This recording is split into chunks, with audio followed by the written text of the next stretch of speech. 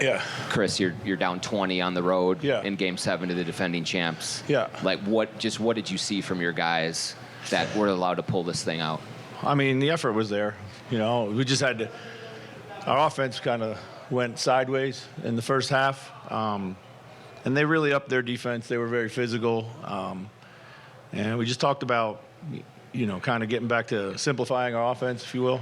I thought we were trying to over-orchestrate matchups and mismatches and all this other stuff, and kind of played right into their hands. So we just had to get back to kind of moving the ball. We didn't shoot the ball particularly well, typical Game 7 in that regard. But, even when we were, down, like I kept looking at the field goal percentage, and we were in the 40s, in the 30s. Our defense was there. And then it went to a special place in the third quarter, where we've been able to take it at times.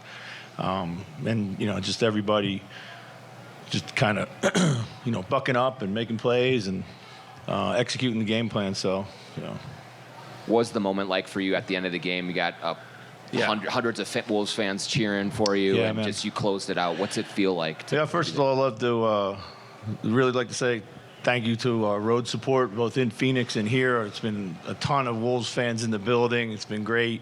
I know that they're enjoying the ride, and we really appreciate their support. Special moment, man. This is a hell of a team with the best player on the planet, and this series was wild, and this game was just a microcosm of the entire series. Teams getting a big handle on each other and just trying to fight through it. So. Rudy, Nas, and Jaden. Yeah. Does that just kind of speak to this team and, I know the confidence that everybody plays with when you guys are at your best? Yeah, I was really proud of Nas. He was a little frustrated because we kept kind of pulling him out. I think, Cat was playing so well, and just wanted to kind of keep going back to that. But he stayed in it mentally, made big plays, made hustle plays, obviously, they did a great job of throwing multiple bodies at Ant, made it tough for him all night, and that always leaves up other opportunities. And Jaden came into the series from a scoring point of view in Game 6 and continued it today. We got a couple end of the shot clock lucky shots to go in, which we needed. But when you're playing the right way, and you create that amount of luck. So. What did you say anything at halftime? Only because the rebounding was significantly different. Yeah, I mean we were getting crushed. They had 14 second chance points. That was where our defense was letting us down the most. 14 second chance points in the first half. We had to get a handle on that more than anything.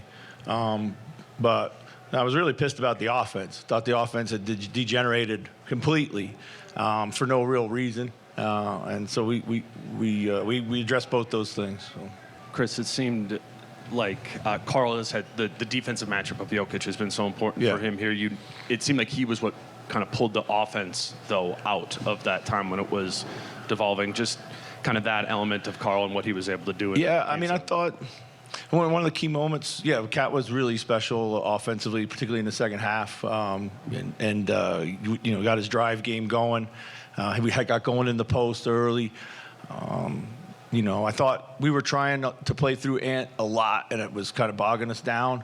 And when we got him out in the second quarter, we got Kyle in there, kind of loosened up the ball movement a little bit, and we were able to get some other guys involved, just enough to feel the game. And we had a great, we had 6 guys in doubles, and they had 2 guys score 69. And they're great players, but that's hard to do in a Game 7 is.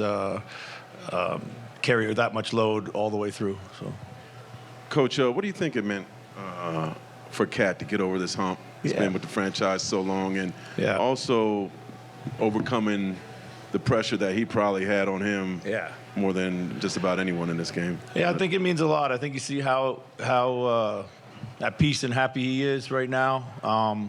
He had to trust that he was never going to be marginalized. It's all young players always think that they can do it all by themselves, but in this league, nobody can. He's been on many teams where he's had to do a lot, and he's got incredible skill to do so.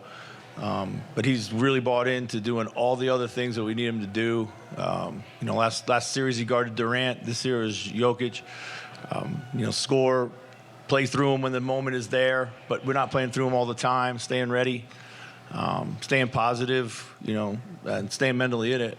And couldn't be more happy and proud for him, just because, I think he's faced a lot of unfair criticism when it comes to the postseason at times, because, but the more you go through these things, the more experience you have and the more at peace you are, Over here.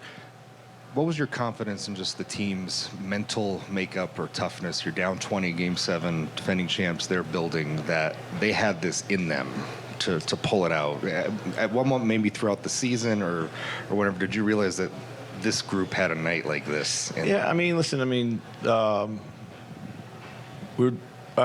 very confident in our guys all the time, and again, down 20, we were guarding and we were playing hard.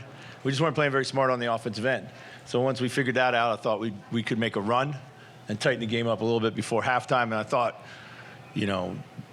could have been 11, but it ended up being 15. Mike layup, and they lay it in at the other end of the floor. But our guys, when you defend, you give yourself a chance all the time. So I didn't lose faith in our guys. It's too early. It was way too early to do that. But we hadn't done a good job in games 3, 4, and 5 of kind of surviving our own bad offense. And tonight we were able to do that, so. Chris, I wonder for you personally, you've seen a ton in this game, you've done a lot in this game, but between the injury and then the journey that you have with this squad, I think late third quarter you start getting out of the chair a little bit. Yeah. I don't think we've seen you do that. Is this going to be a night that you remember for a long time? Yeah, for sure. It's a big moment for our club. Everybody talks about the last 30 years, which mean nothing to me. But it does mean a lot to a lot of people to see this team, root for this team, the city's behind this team, and to beat a team like Denver on their home floor, the way we did, of course, is going to mean a lot for sure. So. Chris, you touched on it a little bit a moment ago, but Denver really wrestled momentum away after Game 5. What was the conversation like with the players, the staff, to have the ability to turn things around and win 2 elimination games the way that you did? Yeah, I thought Game 5 was our worst technical performance of the series. The effort was there, but we just did not play very smart, particularly on the offensive end of the floor. And I thought defensively we gambled a lot outside the game plan. And I don't know why it happened that way. It just did. And that gave me great confidence that we can come in and turn things around, because there was a lot of solutions that we could see easily on tape for Game 6. And we said to ourselves all series long, our best is better than their best. We just have to play our best. And we hadn't done that in the middle of the series. It seemed like the offense had a lot of perimeter passing and not as much entry passing. And it seems like this season, when you haven't turned the ball over, your defense is able to win games. So you had very few turnovers. Yeah. Was that part of the offensive philosophy, is to not only not dribble into people, but basically make the safe, quick pass? Yeah, for sure. And in Game 5, we didn't. We were driving into crowds. We had, those 3 charges in 4 possessions, and the other one was blocked. So, and we knew what they were doing defensively. They're going to put 2 on Cat in the post. They were going to put 2 on Ant in the perimeter, and we just had to make the right play, and then the next guy had to make the right play. And that chain reaction was really the solution and the key. So. What was your thought process when you saw Rudy Gobert with the turnaround jump shot in the fourth quarter? Yeah, it was a heck of an ATO we drew up for him. Listen, you need that, He made one of those in Game 1, too. He made one of those in Game 1. So I was happy for him because it made up for the fast break layup that he missed. So. Thank you.